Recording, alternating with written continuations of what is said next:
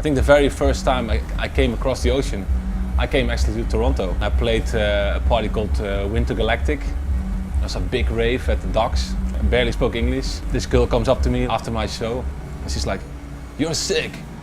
I'm like, "What do you mean I'm sick?" I thought she was insulting me, like, "You're sick." So that was my first memory of playing in Toronto.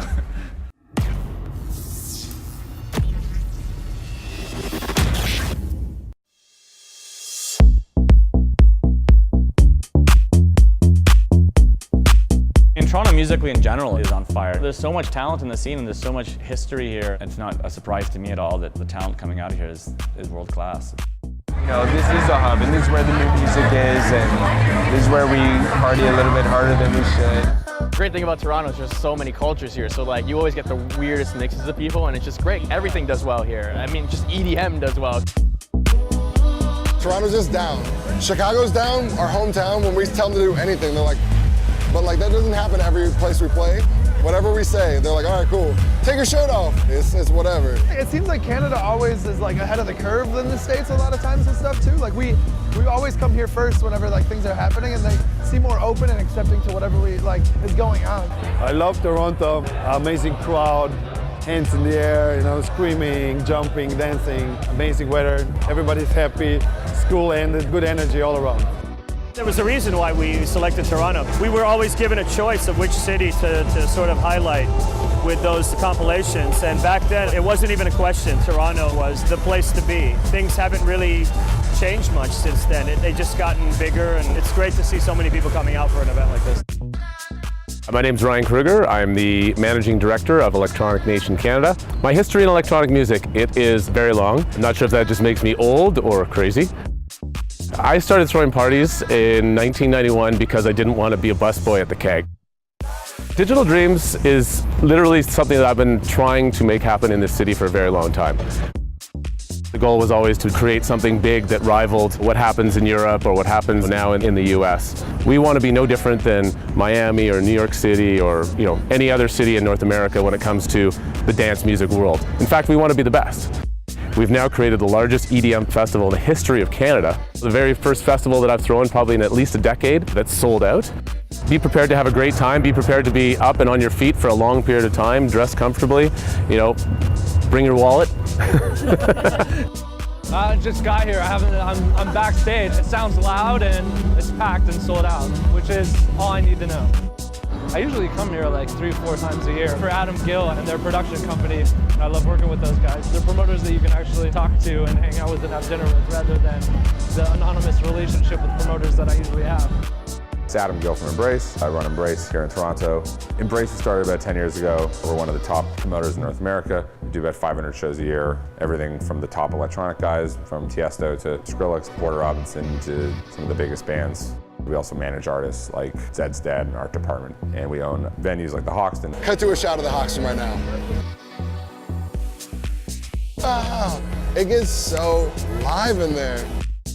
The scene hasn't changed that much, in my opinion. A lot less than you would think because the whole EDM bubble is so fashionable now. But the main difference is that EDM has just become more commercial. There's more EDM in top 40. There's definitely a new wave of kids and there's a new wave of artists that have come in the last couple of years. Refreshing to see. I think it's turned into more of a mosh pit now. So there's a little less focus on dancing and everybody's crowding to the front and there's a lot of pogoing or hands in the air kind of stuff. Whereas 10 years ago, for sure, you knew who the good dancers were in the scene.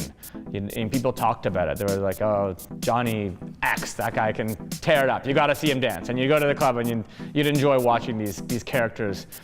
I think they're coming back, actually. The few and far between. It is coming back a little bit. They're wearing more neon. The neon's back. Glow sticks. A problem that Toronto has and is notorious for, and you go to cities around the world, Toronto seems to close down especially early, and that includes our liquor laws, and that means that most clubs in Toronto shut down at 2 o'clock. The nature of electronic music is to go a little bit later, and something that's helped us succeed is to be able to provide that after-hours location.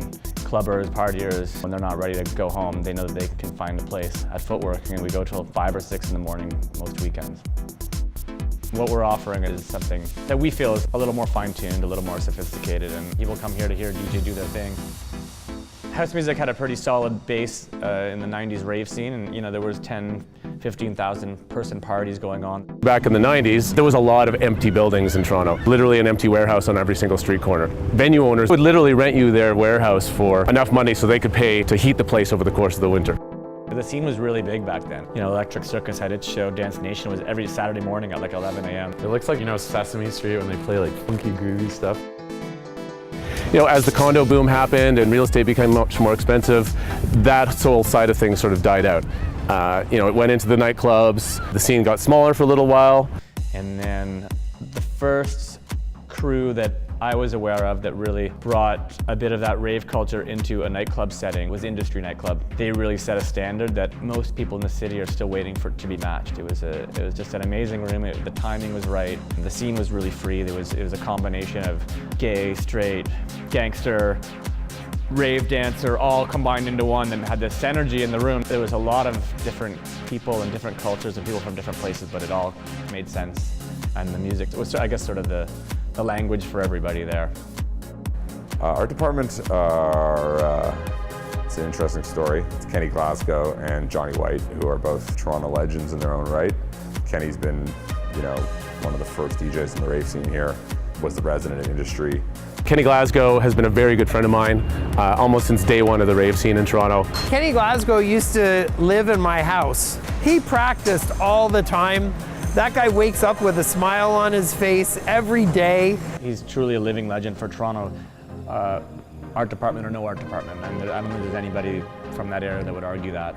Our history. It's a long history. It's long. It's long for me. It's longer for this old motherfucker. Johnny was involved in the scene, involved in promotions, and got into the DJ end of it. Him and his crew had this sound that was very different from what was going on in Toronto. A slower tempo, kind of a deeper feel. And Toronto's kind of famous for always liking it a little bit harder. And these guys were coming in and trying to slow everything down, and they played at the club a few times, but it was never really selling the way we needed it to as a club. And the amazing part of the story is, he probably easily could have turned up the BPMs or played a little bit harder or switched it up to fit in a little bit more to what was, being booked in Toronto at the time. He just kind of stuck with it, and he ended up partnering with Kenny on a project for Damien Lazarus, I think it was. And they just came up with this name for this remix that they did called Art Department, and it just was a smash hit. Everything started when I met him, and right now we have a great union and everything is amazing with us together. We're just over with them in Europe, and they're taking their message across the world in a pretty big way. We play like 150 shows a year, pretty much, and summer's always crazier. You did 50? Yeah. We did 150 last year. That's why we're so fucking tired.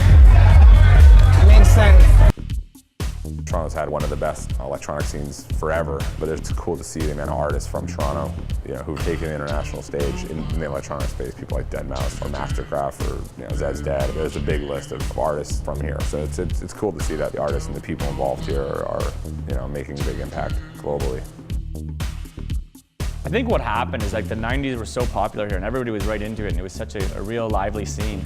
And then it kind of got a little bit quieter in the mid-2000s a little bit, and a lot of these guys that grew up on it were kind of learning their skills in the studio, and by the time 2008, 2009 came around, it was all starting to come together and they were having some real finished products to present, and it's not a surprise to me at all that the talent coming out of here is world class. Electronic music is headed in a really nice direction. Recently attending the Giant Digital Dreams Festival with my girlfriend, we were both just really happy to see the numbers, the way the people were dressed, no violence, good vibes. I see a bright future for the music and just for the advancement of the scene. It looks good to me.